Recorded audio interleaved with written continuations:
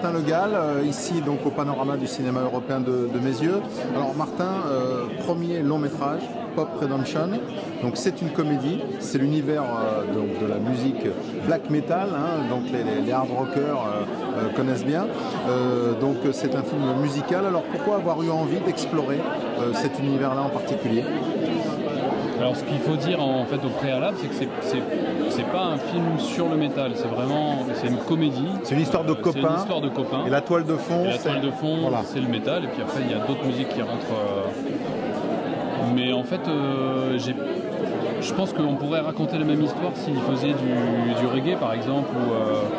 Ce qui nous intéresse nous dans cette histoire avec toute l'équipe, ce qui nous a intéressé, c'était de raconter une histoire d'amitié qui est un peu à bout de souffle et qui a besoin de se renouveler et qui va faire toute une trajectoire musicale qui va les amener à changer, quoi.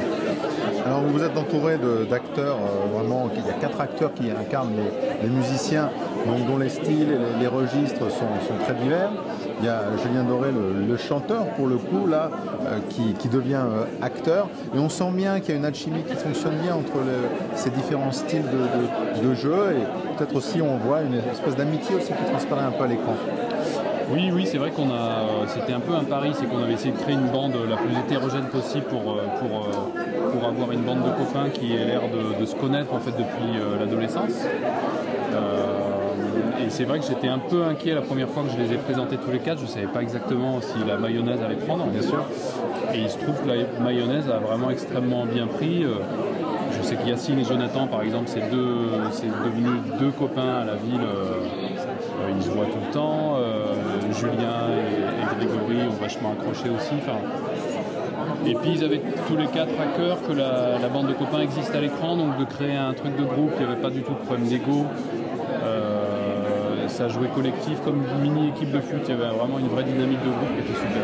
Voilà, il y avait le lien, ils avaient envie vraiment de créer ce lien et c'est ce qu'on voit aussi.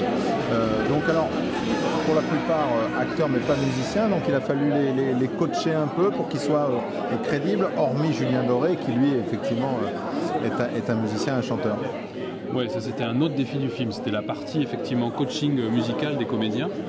Il a fallu avoir recours donc à un vrai groupe de métal qui a co-composé la musique de film, mais qui nous a aidé aussi à coacher un par un chaque comédien.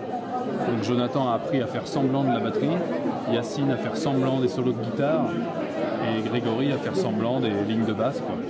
Mais c'est parfaitement crédible à l'écran, on le voit bien. Il y a pas mal de scènes aussi qui sont tournées en extérieur avec du public. Il y a le fameux festival aussi Black Metal, Hellfest. Donc là, il a fallu, pour le réalisateur que vous êtes, c'est un premier long métrage, là, déployer des moyens techniques, pas trop le droit à l'erreur quand on dirige justement où il y a beaucoup de figuration, il y a beaucoup de monde.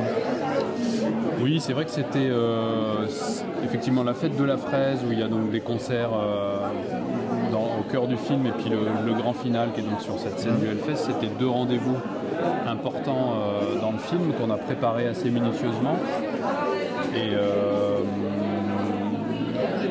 c'était le défi aussi, ce que j'ai trouvé compliqué en fait dans ces tournages de séquences de concerts, ce qui m'a semblé compliqué, on n'était pas seulement dans de la captation de concert, c'est qu'il y avait aussi de la comédie qui se jouait sur scène en même temps qu'ils jouaient. Et qu'il fallait diriger pour le coup, voilà, pour vous. Et ça c'était compliqué, c'est qu'il fallait avoir toujours à l'esprit que, ok, il fallait qu'ils jouent, ok, il fallait que ce soit réaliste le playback, mais il y avait une histoire à raconter sur scène et il y avait tout un jeu de regard et toute une chorégraphie à créer pour que ce soit vivant. Voilà, effectivement, et puis on le voit bien dans l'histoire, il y a Julien Doré aussi avec ses complices qui au départ sont issus de cet univers-là.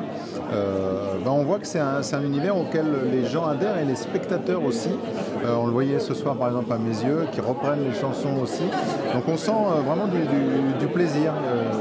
Ça, j'imagine que vous êtes content de voir les premières réactions comme ça lors de projections publiques. C'est vrai qu'une projection comme celle de Mézieux ce soir, c'est un magnifique cadeau parce que oui.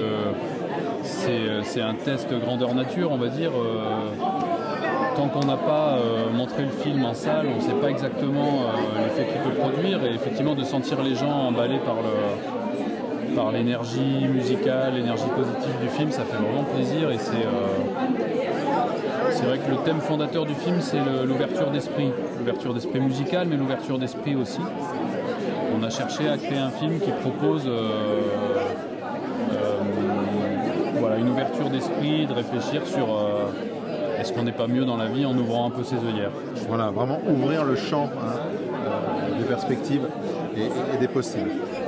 Merci beaucoup Martin Le Gall pour nous avoir présenté effectivement ce premier long métrage, Pop Redemption, donc présenté ici à mes yeux, qui avait eu aussi un beau succès au Festival du film de comédie de l'Alpe d'Huez, c'était en janvier dernier, et qui sera sur les écrans le 5 juin prochain. Et il était présenté ici à mes yeux, donc en clôture, hors compétition, et donc voilà, et on le voit à travers le public et le pot de clôture derrière nous ce soir, qui a vraiment bien adhéré à votre film. Merci à vous. Merci.